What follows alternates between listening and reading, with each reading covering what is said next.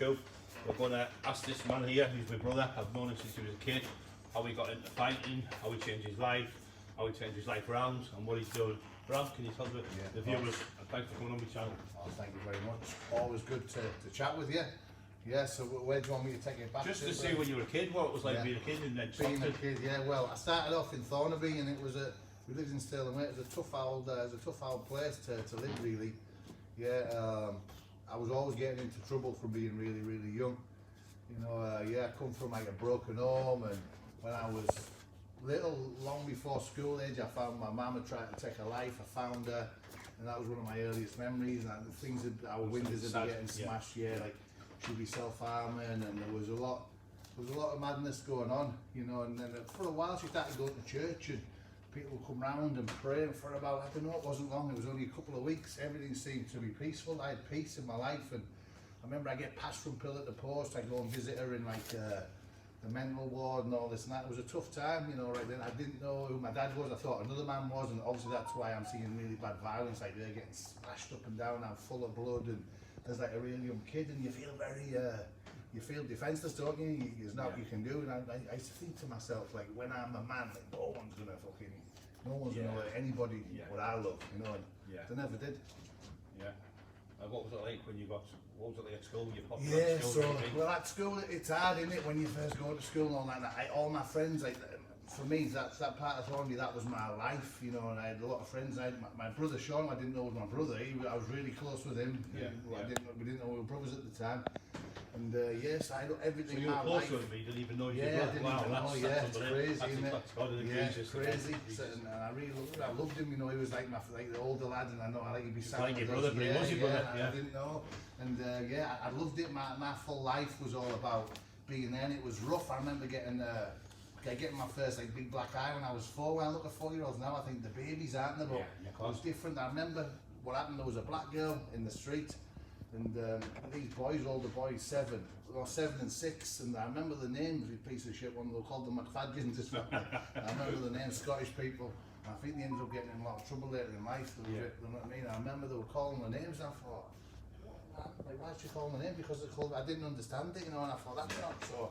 I tried to fight them, and obviously they give me a good hiding, and the bigger one, what was 7, pinned me down. The other one didn't remember. It felt like hot. No, I was thinking, that was like screaming and all that.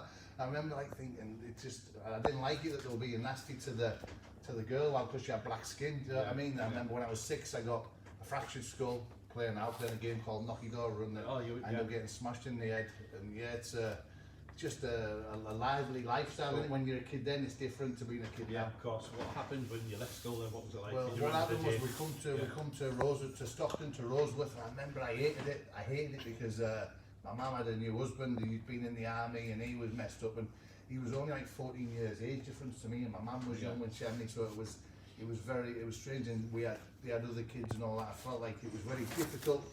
Like, it was like he wasn't a very nice fella, you know what I mean? And he pinned me down and get the other 2 kids to jump on my head and all that, type of behaviour.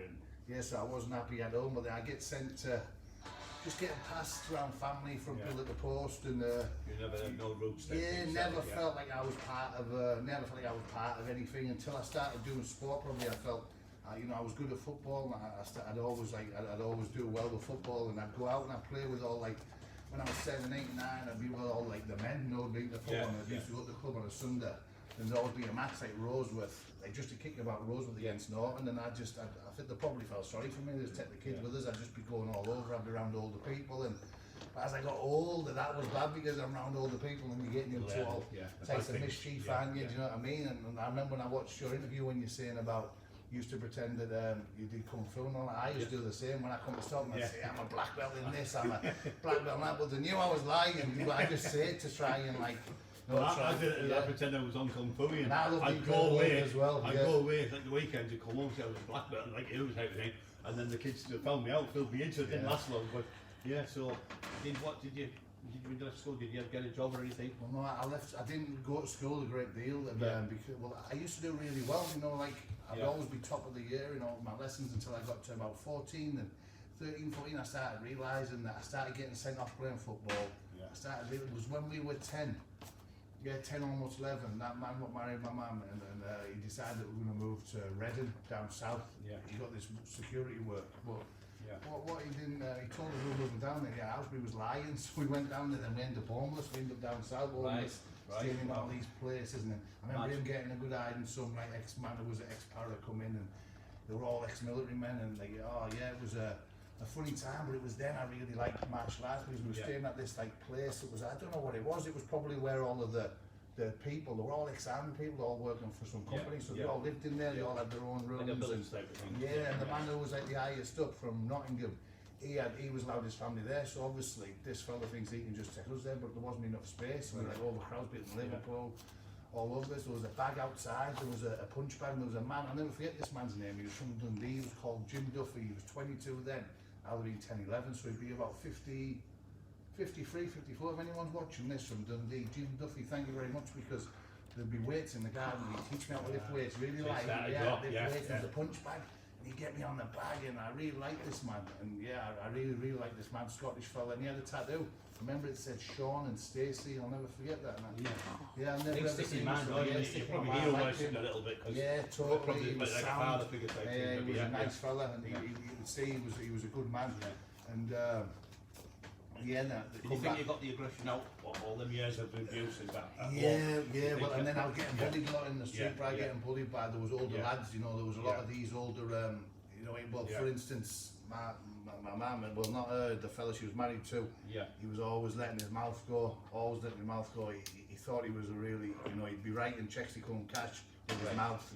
And we get a lot of trouble. And I remember once they burgled our house, and then they even wrote the names on my bedroom wall and all that. And all lads just a bit older, and I thought, I can't do nothing to these like that I want to do. And like, did you feel like you wanted to get them back out? So I'm like 11 then.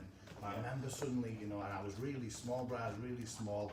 I can remember, I remember another time, well, I'd first seen you, Brad, I was 14, going to the number 6, no, the 116. Right. It was the green double-decker bus. You'd go through Roseworth, Ragworth, Eastbourne, down Durham Road to the boxing club there, just over there, Chrissy Girls and Stockton Boys. And I remember you hear stories about fighting men and all that, like Lee Duffy used to come to next door one to me, he used to come there, there's a Diane, a lady lived there.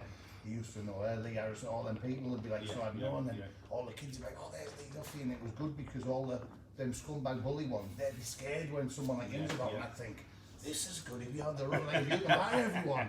These horrible cunts, they're like, I was thinking, this is alright, I'm not bothered about football, I'd rather be a fighting man. Then I remember being at school, I remember, it was like, I was year 8, so I'd have been 12, 13, I think I was 13 when Lee Duffy died, I might have been 14.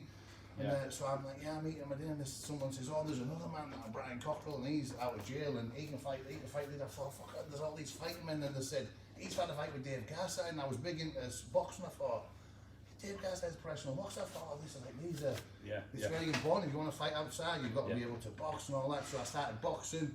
I started karate, full contact karate with Barry Norman. I started Muay Thai, but I remember on the way to boxing one night, you were parked up, and I think it was Speedy. He's not with us now, God rest his soul. He was.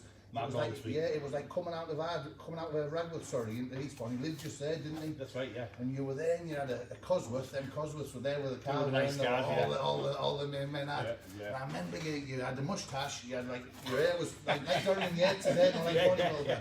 And then you were 20 odd stone, definitely 20 odd stone, big traps up here. And the bus was like parked up, and they couldn't get past because of your car. And like, he doesn't give a fuck, he just park anywhere. And then sounds like me then. You had all these gold chains on, and he's robbed them off someone. I was like, and you were full, and money was bigger then. I remember, you know, the big.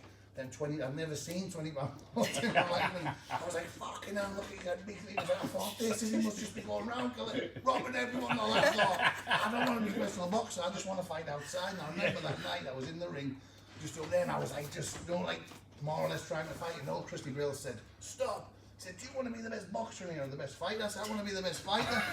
And he said, well, if you want to be the best fighter, you have to learn to be the best boxer, which was a lie, but I started just learning how to box and keep it long enough. And that night I was getting a good hiding because they moved me up to the seniors in boxing. Seniors 17, but even though I was light, I do really well against the younger ones, so you moved me up. But when you're 14 and fighting them ones with 18, 19, 20, it's hard, isn't it? And I remember I'd be getting dropped. And you feel like you're underwater, don't you? You know, you're getting up and everything's spinning. But I just think, I remember I had that vision, and I don't need to lie, and I'll tell the truth. It was like a mad admiration, because I thought, he's got all that money. And all that. I thought, I don't care, I'll get my head punched in. I want to be tough, but that life's not easy, is it? No, It wasn't long after. I got ran over. My friend had just died. I just left school. I don't know, I was 16 or 17. My friend died in the river. Yeah. I didn't like it. I hated it because I knew he couldn't swim. And I thought, why is he trying to swim? I was thinking, if someone put him in, and my head was. But I'd never known anyone that I loved, you know, die. And I remember I just got my first tattoo. I was just a kid, and he said, "Show me your tattoo." I said, "I'll show you it next time. I've got to catch the bus." I never seen him again. There was never a next time. So you still remember that? Yeah, I still remember, and I remember I was coming out, I got into a fight in the Monkey Tree Park, you know, the Monkey Tree, so I get into a fight, and then I end up biting the lad's ear, and I didn't take it off, but no, like, the same age. You weren't copying me then? and then I remember coming out, and I'm always superstitious, and I seen one magpie, and I thought, one for sorrow, next thing, an old cortina whacks me and puts me down. I'm thinking it's an accident up there. I see, jeez, oh, he's run me over. You don't expect, no, when you're a bit naive and young. You don't expect it, do you? So, and I was a bit down anyway, because I tried to get in the army. They wouldn't let me in because I was too skinny, I was too light. Imagine that, I was too light. I just was a real skinny kid. I'd lift weights and nothing had happened. And so I was like, I was at my wit's end. So anyway, as I got out the car, I see, totally. I see the glint, because it's a summer's night. And I remember I had a blue Reebok t-shirt on what said Reebok in white. I remember just seeing him, you know them axes what you cut the bricks with. Yeah. I thought,